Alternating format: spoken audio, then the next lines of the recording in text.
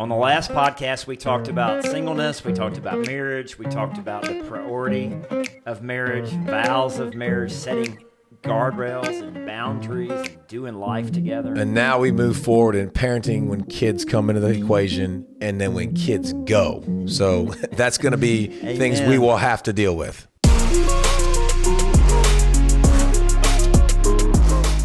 Welcome in. We're going to talk about some marriage. Yeah, so last time we talked about being single. We related that to the motorcycle. Who you marry is so important in life. And so don't just settle to marry anyone, but wait for God's best for you. And then when you do get married, enjoy that season of life. Enjoy being married without kids. You're never going to have that time again where it's just you and your spouse. And so enjoy. What did you say? Live your age? Live your age. Live your age. I thought that was profound. And so today we're talking about married with kids. Like the kid comes on the scene, your life completely changes. Your life is not your own. I remember having this freak out moment when we brought Jolyn home, because you're the hospital. You have the baby in the hospital. Of course, I didn't have the baby. Jennifer had the baby. And she was so mad at me because it was an all-day affair. She wanted you to have it? It was an all-day affair because she was 2 weeks late with Jolyn, and he was like 10 pounds something. Oh, big boy. So we ended up gathering this party in the nurses. I had like 15, 20 friends like hanging out. We had ordered barbecue. People had brought in barbecue. We were watching NBA basketball. I'm sure that went great. And then so then they called me. It's like, it's time. So I go running in Hold there. on, it's the fourth quarter. Yeah. I go running in there, and they have the gown for me. Yeah. The footies didn't. Well, then the barbecue hits me. So I'm having to go into the little bathroom right there in the hospital room, and I'm like blowing it out. And Jennifer and the doctor, the nurses are like, kind of what you threw at us a while ago. They could smell it. Yeah, and Jennifer's like, Jonathan, come on, and I'm in the bathroom. Wait a minute.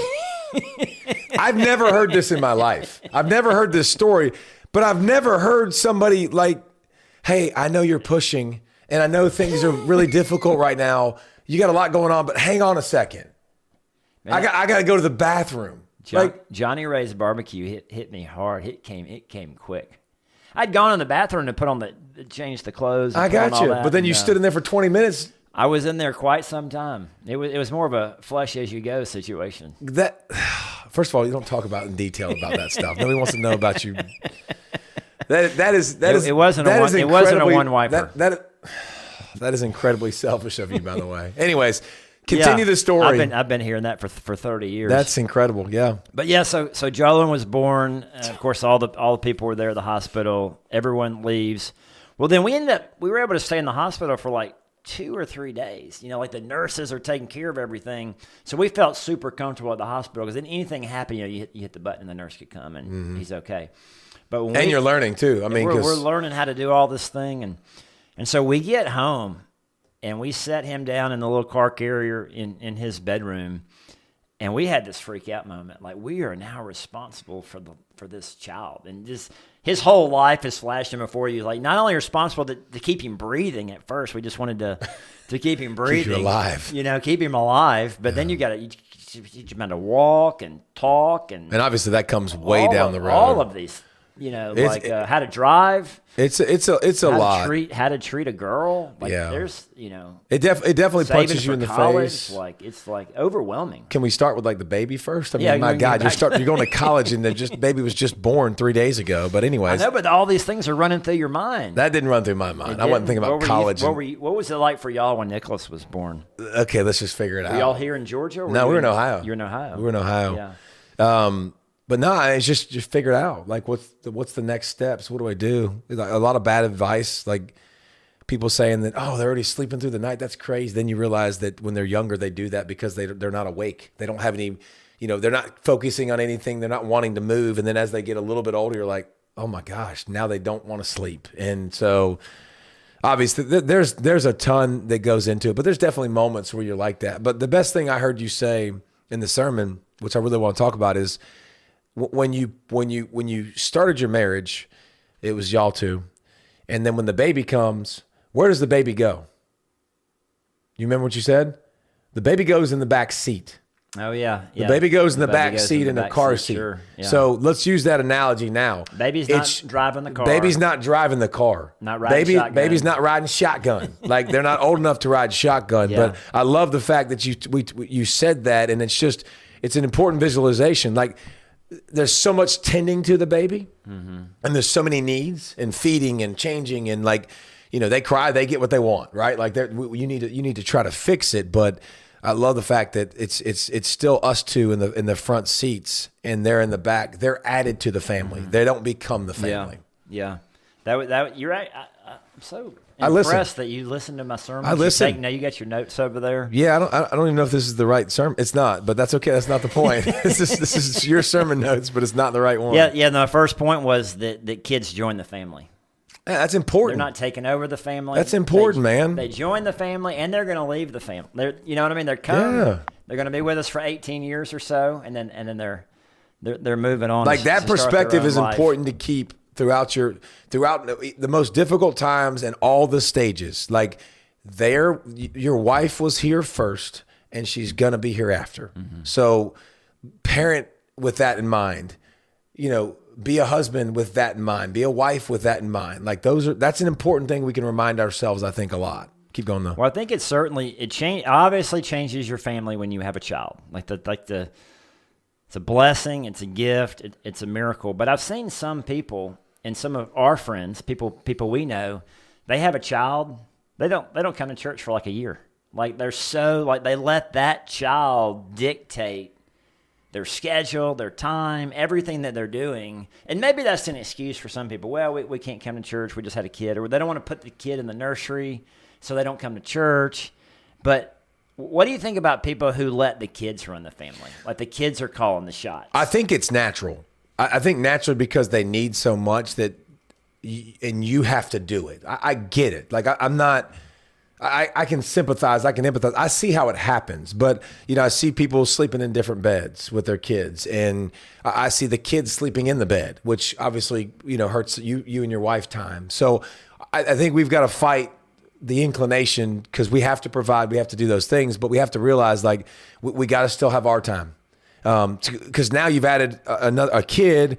A lot of times you still have work. Both sides have work, and we have to communicate. We have to make sure that we have our time. We got to make sure that we got babysitters, that me and my wife can get away and I can understand what's going on in her life and stay plugged in with her feelings. Like it's going to be difficult in the beginning to accomplish this, but we've got to keep the goal in mind, the end goal in mind of first of all, we're raising adults to give away, like not to keep.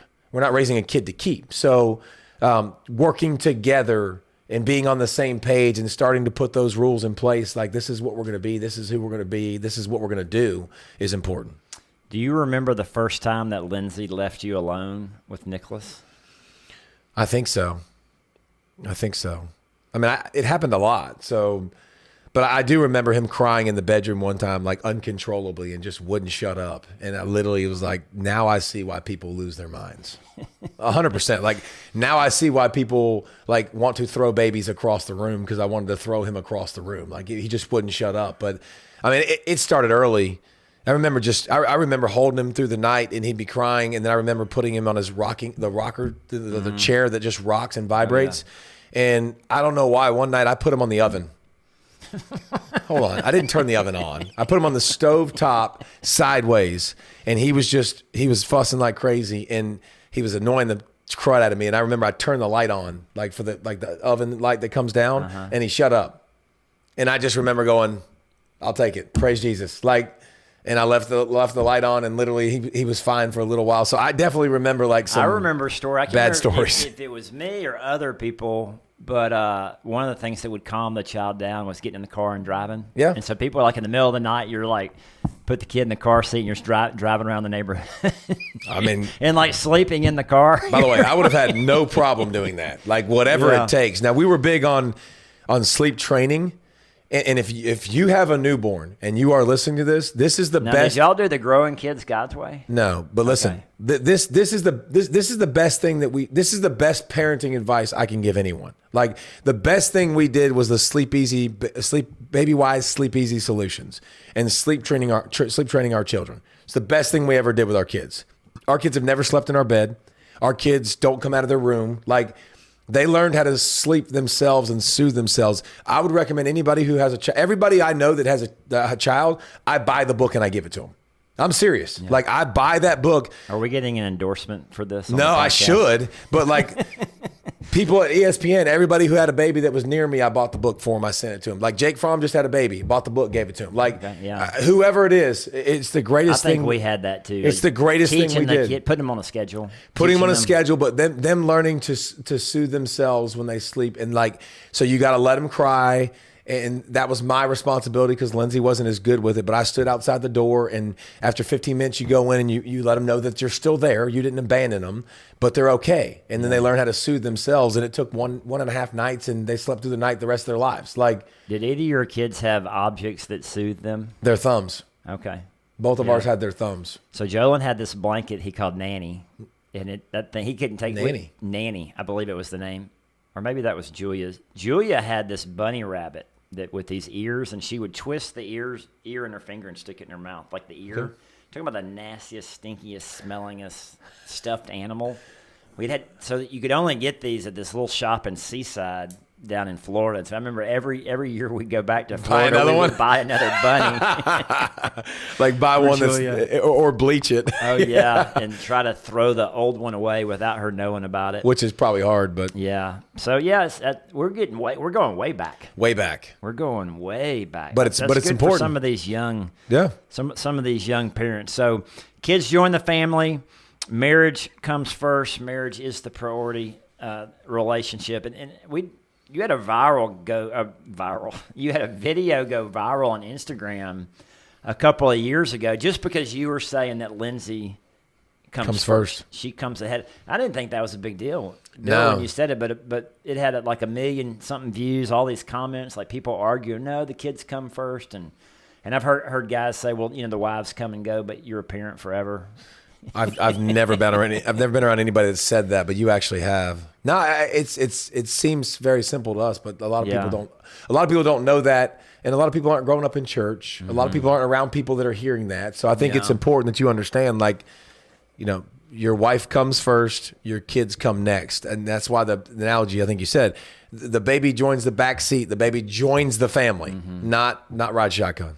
Yeah, and one of the things we talked about is don't fall into the trap of overparenting. Because over-parenting, the classic helicopter parent, it's not good for the parent, it's not good for the child, and it's not good for the marriage relationship. No, but it's hard. It's hard not to over-parent. And Jennifer would say she's a helicopter parent. Yeah, she's a rescuer. She likes to help people. I think it's easy to say that, but I do think it's hard, and it takes a team effort, and it takes your spouse being able to say, hey, like, I think we're doing too much of this. I think you're doing too much of this. I think I'm doing too much of that. But I mean, you definitely, and again, I've told you all this before, but like, I don't pray for my kids' protection. I pray for my kids' resilience. Like, I want my kids to be so resilient that whatever comes their way, they're able to handle it. So struggle is okay with me. Like, I'm good with failure. I'm good with them having hard times. I'm good with them facing problems and trying to figure it out. But like when they're younger, you see so many times where, baby walks a stroller into something and it gets stuck and you see a parent come fix it. Like, well, let them figure things out, right? Like, don't overparent the small things and don't over worry. And I'm not saying it's easy; it's difficult, but like, parent with the future in mind, like what you're trying to develop and what you want to build, and the things that are important to you and your spouse. Yeah, I think. What do you want your child to be like when he or she's 40 years old? And you have that. I have a couple in our church that they're around the age of 40. Great marriage, great kids, and like that's what I want my kids to be like when they're of that age. Now I said something in church that got me in trouble. Okay, I ended up having. I like this. Let's talk about this. Ended up having to meet with the single ladies. Some of the single moms of our church were upset with me. Okay, because of the statement that I made, and it cost me. You sure you want to tackle this and say it again? Well, we can talk about it. Okay. And see what you think about it. Okay. And I doubt they'd listen to the podcast. I'm just saying I would have left off like that. It was a couple people at the church, but continue. I love it. Let's go. I didn't mention any names. No, I didn't mention any names. Cynthia. So no. It's not Cynthia. I don't know any Cynthias. The best thing you can do for your child is have a strong, healthy marriage. And so that was the statement that I made. Completely, of course, completely agree. It's a marriage conversation. We're talking about marriage. Well, they took exception to it because they're not married. They're single moms, and I don't fault them. Like, and we talked, and even in week one, I talked about there are biblical grounds for divorce, and we didn't have time to get into that. But there were the A's, right? Adultery, abuse, abandonment. Yeah. You remember why are you so surprised when I say something like that? Like, oh, look at this idiot. A short pencil's better than a long memory. I like that you're taking notes. Adultery, abuse, and what was it? Abandonment? Abandonment. Yeah. So those are biblical reasons to... biblical reasons. And I asked them, they were upset with me because I did say, if you're not married, don't run out and get married, like, so that you can be a better parent. But they just wanted me to give a disclaimer that they just wanted me to recognize that there are some single parents out there. It may or not necessarily been their fault that they got divorced, and they're doing the best that they can to raise their kids. That's what I would argue. But I would also argue that you still have if the father's still around, if the mother's still around, whatever side it is, like, you still have a choice of how you want to parent with them, and how you want to treat them, and how you want to talk about them, which I think will say a lot to your kids. And it'll lead them to a successful life, or it'll a lot of times put them behind the eight ball. But no, I think you're spot on. I think it's the most important job as a married man is to show my kids what a healthy marriage looks like. Like, I think it's one of the most important things, best things I can do is, like, that's my girl. Like, she is my everything. Like, I don't make decisions without her. I don't do things during my day without thinking about her. I put her first. Like, her needs are important. Her opinion is important. She's valued. Like, I love her. Like, she is awesome, and I think that's something that we all need to do. And it goes a long way with the way our kids respect their moms and the way our kids respect their dads. Is if they're always respecting each other, there's nothing but respect in your house.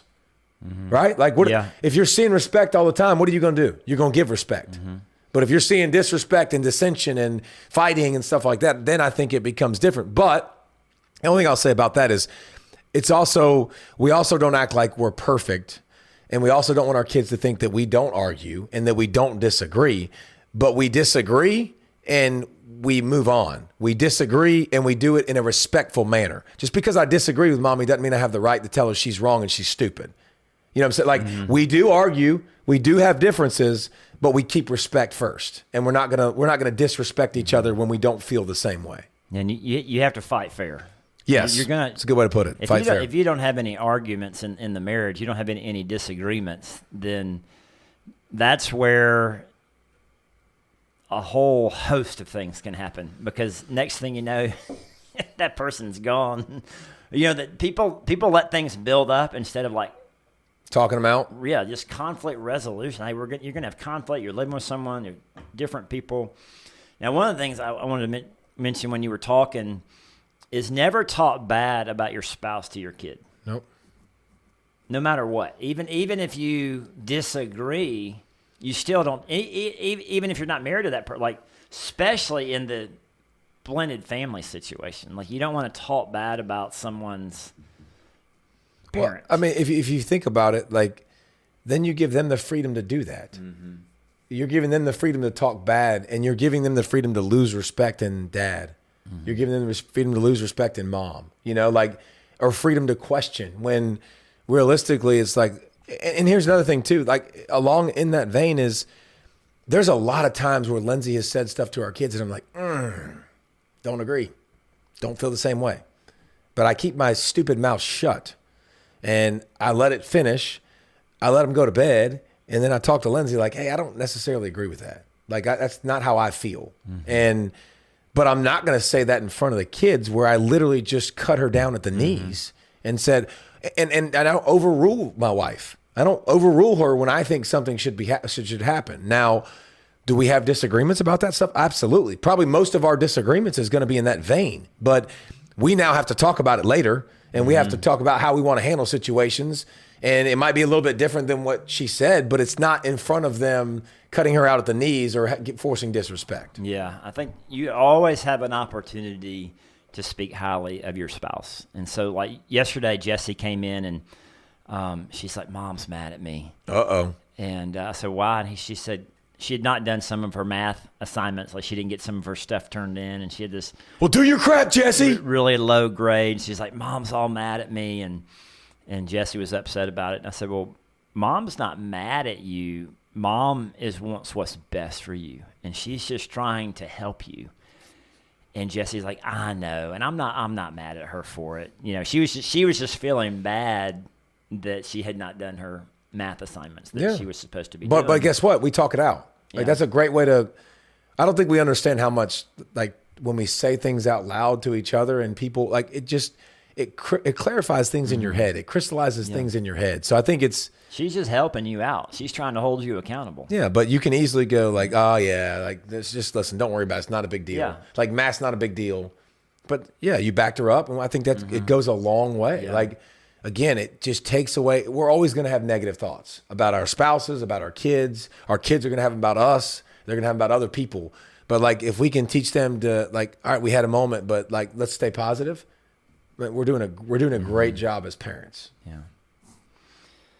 So where were we? Oh, yeah. So then I got into, so I talked about having a strong, healthy marriage. And I don't know if you remember the illustration, the vacated marriage versus the tethered marriage. Yeah, that was okay. You want the kids tethered? Yeah, that was fine. From that. That wasn't your best analogy. Well, I stole that from someone else. That wasn't even my analogy. It was from a book. Yeah, it was a book you shared. It was okay. We won't tell the author that. No, we don't need to. So don't tell the author and don't tell. But I talked about 3 things that strengthen the bond of marriage. The first was faith, that we have a shared faith that God is at the center. Which you talked about earlier. 3 chords is not easily broken. And you talked about like how much your wife like motivated you and inspires you when you see her heart beating for God, like how much it makes you respect her. Same way. I come out in the morning, my wife's always reading. Like she's always in Bible study. She's just special. Like I know she's special, and I know she's awesome, and it makes me love her more because I respect the crap out of who she is, and I respect how she carries herself and how important and dedicated and devoted she is. Like that's, I mean, it's one of the most impressive things about my wife. So that's huge. Like that's not like a little thing. That's a big deal. Big thing. The second one was intimacy. And then I was kind of joking around when guys hear the word intimacy, we're thinking sex, but when girls hear the word intimacy, they're thinking more like communication. And I talked about MST and NST. Men need more sexual touches. Women need non-sexual touches. So touching is good. Yeah. Touching is always good. Well, and you women don't have to side hug your wife. No, you don't have to side hug your wife, but women obviously very different. Expectations for women very different. But here's the thing, even with your sex life, because that's not something some people want to talk about. Like, talk to your spouse about what the expectations are. Talk to her about like what's realistic, and then you're not always in your head guessing, about what you think you should get or what you think you shouldn't get. And here's the thing. It's your problem, and by the way, I'm guilty of this, so I'll share. Like, it's your problem if you change your behavior and the way you treat your wife because you're not getting sex. That's a you problem. Like, you need to look in the mirror and you need to figure some things out, because that's incredibly selfish. Like, that's incredibly petty, and I've done it. Like, and I do it still sometimes, and We've got to be able to assess that and see that. And I've actually had to pray, like, just in my head too. I've had to pray, like, God, help me for sex to be not that important to me. Like, I've prayed that prayer. Like, take my ability to, like, take my want to have sex all the time away, so I don't have that, and I don't want to create tension. Like, it's a part of it, man. But you got to realize, like, women's needs are different, and meeting their needs, and it's the microwave versus the crock pot, right? You've heard that for years. Like, men are a microwave, you're always ready to go. Women are a crock pot. Like, it's over time, it's loving them, it's doing the dishes. Yes, doing the dishes. It's taking the trash out, right? Like, it's talking to her and meeting her needs and things that are important to her, and you give yourself a much better chance to be successful in the other area. Well, I think I appreciate you being vulnerable there, because I do think most married, this is this is an issue with, I would assume, every marriage. But the key is communication. Yeah. And if you don't feel like, if your expectations are high and you don't think your expectations are being met, I think having a communicating with your spouse of what that expectation is. And maybe it's unrealistic, or maybe it's not unrealistic. But you can at least hear her side, and she hears your side, and you can have some kind of expectation, which is realistic. We think about it all the time. Which is unrealistic. And they're not thinking about it. Correct. So, like, but again, if I think if we understand our spouse more, then I think we've got a better chance to be successful in that avenue. Mm-hmm. For them, it's more emotional. Yeah. Than it is. Well, here's the thing. Physical. Okay. Making love. That it's making more love.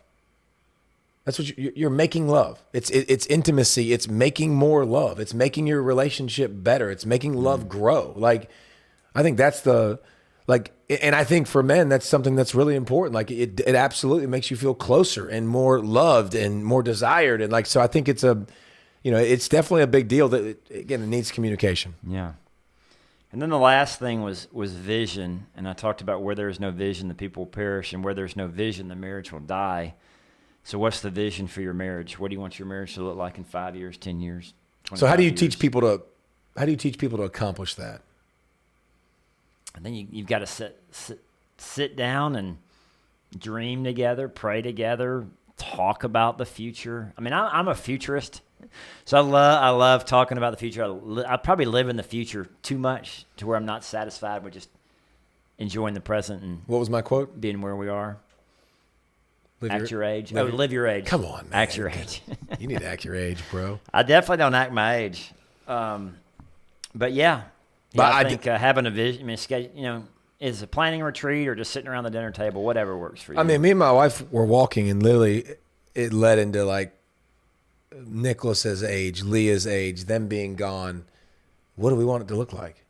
I mean, what you talk about friends that are really important to us right now that we want to make sure we communicate with because life's so busy, and you lose touch with people when you're not in the circles. And so, like, it's got to be purposeful, right? Like those things don't come, those alignment affects assignment, right? And if we're not aligned where we want to go, it's going to be hard to accomplish it. So I do think it's important. And again, every part of marriage goes back to communication. Every single bit of it goes back to, can you communicate well or not? And if you're not, how do we get better in that avenue? Like, how do we take steps to close that gap? Like, I mean, I've met with people that struggle in that area with their wives that have been married for 15 years or so. And I'm like, all right, well, how do we start this? Like, how do we start the communication ball rolling? Like, it's been so long since I did it. I don't even know how to start it. I'm like, all right, well, let's think about some ideas. Like, let's write her a note. Let's text her. Like, it's okay to have text messages in your phone to your wife that you put in your notes, that you've put there, and you just copy and paste it and send it. Like, if you want to be more intentional, that's okay. Like, but you've got to have some kind of a plan of how you're going to accomplish that. And so I think looking at the future of where y'all want to be, where we want to be, what is success? And now I work towards that success slowly, as opposed to I look up 5 years from now and I'm an empty nester and it's like, ooh, see what happened was like, we knew this day was coming. Mm-hmm. Like, how are we going to be ready for it? Yeah. So I think it's important. That's good. So the last part of the marriage series we talked about single, married before kids, married after kid, or married with kids. This is you, bro. And then married after kids. This is you. This is when you go get the Corvette. You're not there yet, actually, because I'm not there. I still have a I forget you still have a granddaughter. 16-year-old. Yeah, that's so strange. Now. Oh, and she's driving on her own. That's good. So she's come a long way. So but you've already parented with kids that are gone. Right. So we have two that are fully independent. Correct. So what is the key? What do you wish you could have done differently, or what do you wish you would have done differently, or what are you glad you did? You know what I'm saying? Like, what are those things? That's the questions I like to ask people all the time. Is like, what did you do in your family that really made a difference, and what did you do that you would have changed? Mm-hmm. So I'm putting you on the spot there, question, man. Yeah, you like to throw all the questions to me. You are putting me on the spot, and I'm going to answer the question how Trump and Harris were answering the questions. Not answer the questions? Yeah. So the biblical goal of parenting is the process of teaching and training your child to leave. So you just answered my question with a prepared statement. Is that what you just did? Is that did you watch the debate? I'm not talking about the debate. Oh my gosh. I have no desire to entertain that or talk about that because that stuff is infuriating to me. I had to turn it off. It was almost like, I remember back in the day, and I can't remember, maybe Ole Miss a couple years ago was beating LSU so bad I turned it off at halftime and couldn't watch the rest of the game. Yeah. And that's how the debate was. I had to turn it off at halftime. Like, I can't. Give me some. It was awful. Give me some golf to watch. Give me. It was awful. Give me something. Yeah, I agree with you. So how have we done it besides the biblical answer? What's the important? Give me the important things real quick with parenting an adult.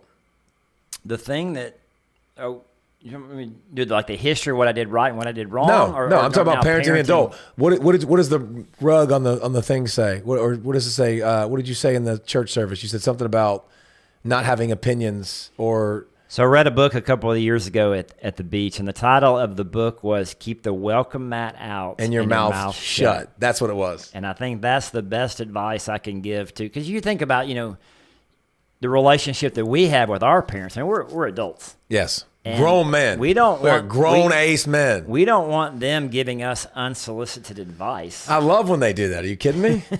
Freaking awesome. Thanks, Mom. That's exactly what I wanted to do in parenting. I think what happens is if you give them unsolicited advice, they're not gonna be asking you for advice when they do need advice, and maybe they're not even calling you or reaching out to you because they don't want to hear it. I'm fully anticipating not giving advice. Yeah. Like I'm fully anticipating not being asked, but I'm not there yet. But I'm parenting with that in mind. Like I'm parenting with them, like we're trying to help them become as independent as possible and do their own thing where they don't need us. Mm-hmm. Like Nicholas going to, PT, physical therapy by himself and checking himself out of school. And like, you want that. Like we're striving to force that independence, and I'm pushing myself out the door while I'm doing that. So it's kind of back-asswards, right? Like it's kind of counterintuitive, but I think that's the goal and that's the point. I want them not to need me. Mm-hmm. I want them to be able to do things on their own.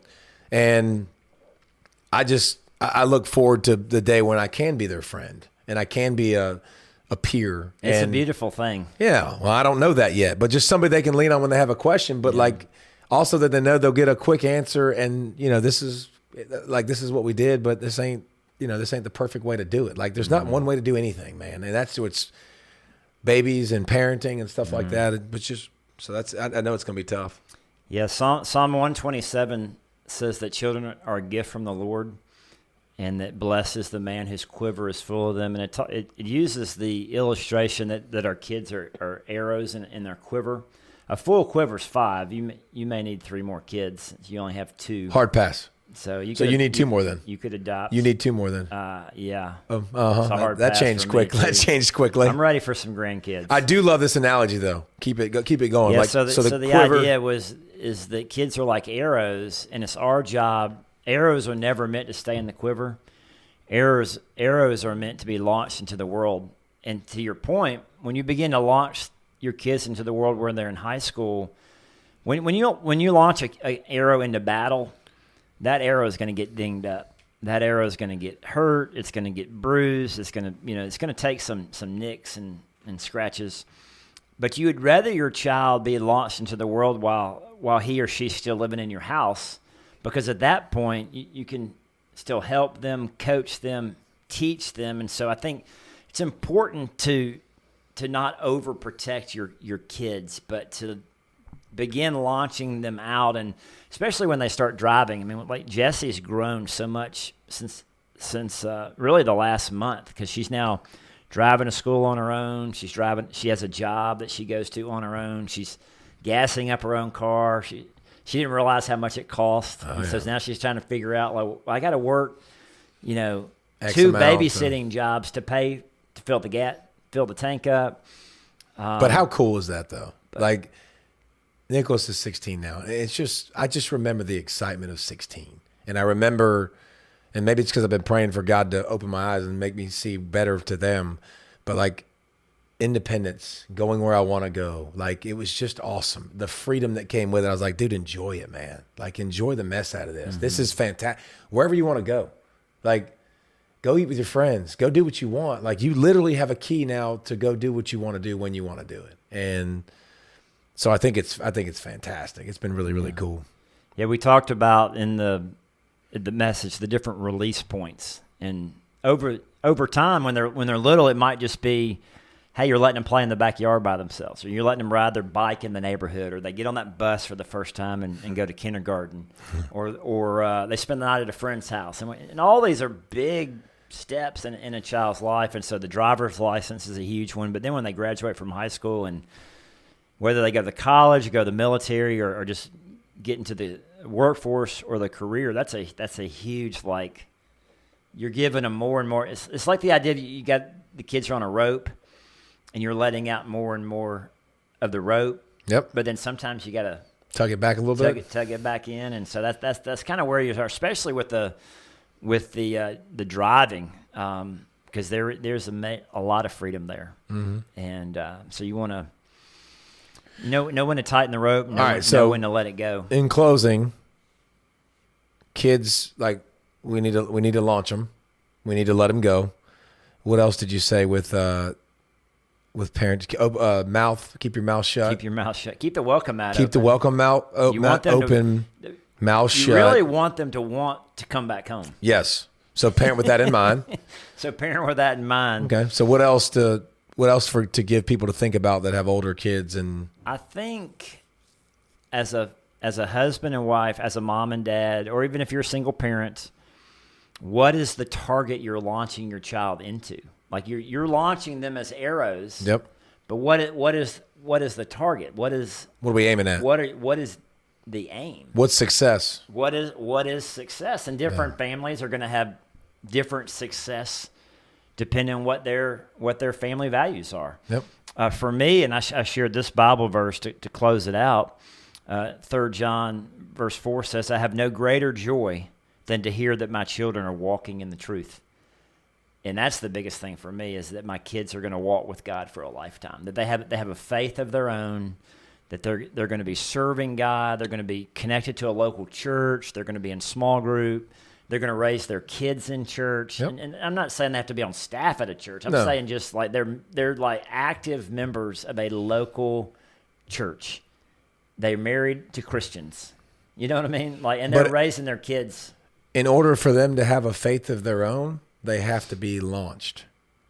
Right? Like, they have to do things themselves in that faith. So don't be scared to give them that rope. Don't be scared to pull it back either. But, like, we've got to allow them to build their own, habits, and they've got to build their own relationships, and we've got to allow them. And in order to do that, you got to let them fail.